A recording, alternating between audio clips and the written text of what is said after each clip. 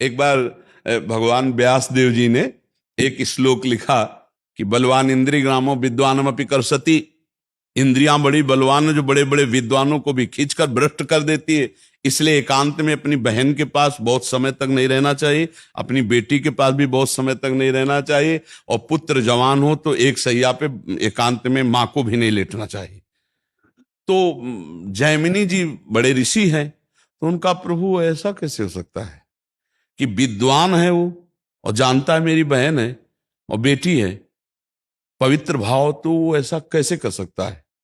आपने जो श्लोक लिखा तो मुझे संशय नहीं, पर मुझे आप समझाइए कि ऐसा कैसे, जो विद्वान है, मूर्ख हो तो बात अलग है। तो उनका इस प्रश्न का उत्तर तो हम कुछ दिन बाद देंगे। हमें याद आ गया, हमको बद्री नारायण वाले आश्रम में जाना है। अब ये उत्तर है उनके प्रश्न का। तो 10-15 दिन तुम संभालो आश्रम, सैकड़ों ब्रह्म ऋषि विद्यार्थी जन है। 15 दिन बाद हम आ जाएंगे, फिर आपके इस प्रश्न का उत्तर देंगे, ठीक है?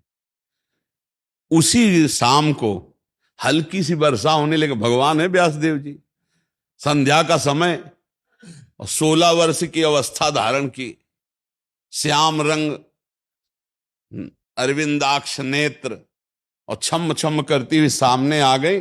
और गंगा स्नान करके सब ऋषि जन ऐसे जा रहे थे, सब ऐसे। तो जैमिनी जी के पास आई और कहा, भगवान रात्रि का समय आने वाला है, बड़ा भयावह है, मैं अपना घर भूल गई हूं, आज रात्रि अपने आश्रम में आप जगह दे देंगे क्या? उनका नहीं, गुरुदेव बाहर गए हुए हैं और सख्त आदेश है, ब्रह्मचारियों का स्थान है, या स्त्री प्रवेश निषेध। प्रभु स्त्री की बात नहीं है, मैं आपकी शरण में हूं, मेरी जान का खतरा है, मैं अकेली हूं जंगल में, और शरणागत के लिए तुम्हारे गुरुजी ने समझाया कि शरणागत की रक्षा करनी चाहिए। अब गुरुजी हैं, उनको कौन काट सकता है?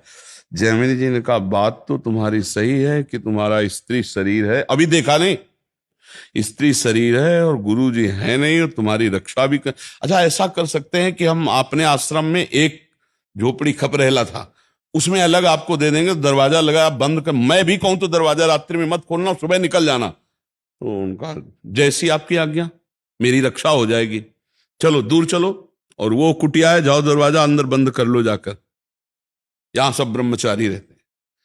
अब जाके जो संध्या वंदन करके ध्यानस्थ हुए, फिर दिमाग में आया कि हमने पूछा नहीं कि तुम रात्रि में अकेले कैसे फंस गई, आखिरकार हो कौन, कहां से आई हो, तुम्हारा ब्याह हुआ है कि नहीं हुआ है, विविध प्रकार का उसी का चिंतन होने लगा।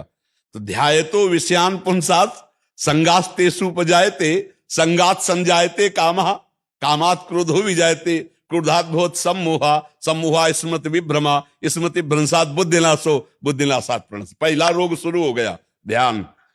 जहां प्रभु का ध्यान होना था वहां तो चरण देखे थे बड़े ही सुंदर, उनका मुख कितना सुंदर होगा। अब गए, अब इतना सब करते हुए रात्रि तो हो ही गई थी, दरवाजा खटखटाया, तो उन्होंने कहा दरवाजा तो नहीं खुलेगा। बोले मैं जैमिनी जी हूं। बोले नहीं, जैमिनी जी ने मना किया है कि सुबह नहीं खुलेगा दरवाजा। तो खपरा हिलाए थे, कोई लिंटर तो था ले खपरा हटाए, बांस हटाए, कूद गए।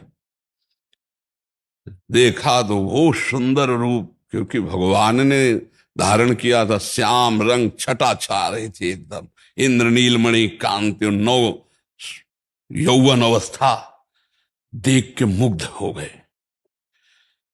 अब सब पूछना भूल गए कि तुम कहां से आई हो, क्या कुछ नहीं पूछा, तुम्हारा ब्याह हुआ है? नहीं। तो तुम ब्याह कर सकती हो? हाँ, हमसे कर सकती हो? बोले आप जैसा ऋषि मिले तो फिर क्या कहला, ब्याह तो कर ही लेगी। तो उनका, फिर ब्याह कर लो हमसे। तो उनका शर्त है, जहां आप स्नान करने गए थे वहां काली जी का मंदिर है, वहां तक अपना मुंह काला करो, हमें पीठ में बैठा लो और वहां तक ले चलो, फिर वो आम जयमाला डाल देंगी तुम्हारे। तो सोचा अंधेरे का मामला है, बोले ठीक है। काम कितना प्रबल होता है, मुंह काला किया, पीठ में बैठा ला, घुटने के बल चले। जब वहां पहुंचे तो 2 थप्पड़ मारे। तब उन्होंने देखा तो भगवान व्यास देव जी ने कहा, श्लोक गलत है कि सही? बोले गुरुदेव सही है, क्योंकि इतने बड़े विद्वान जैमिनी ऋषि तो बोले तुम्हारे लिए तो संपूर्ण जगत जननी के भाव में देखो या बेटी के भाव में देखो या बहन के भाव में देखो, तुम्हारा भाव क्यों बदल गया? इस श्लोक में लिखा है कि गलत है? कि बोले गुरुदेव पक्का सही, अब कभी जुड़ रहा। तो ये बात है कि बड़े बड़े विद्वानों की बुद्धि एकांत में संयोग प्राप्त करने के लिए भ्रष्ट हो जाती है, इसलिए बचना चाहिए, शास्त्राज्ञा से चलना चाहिए।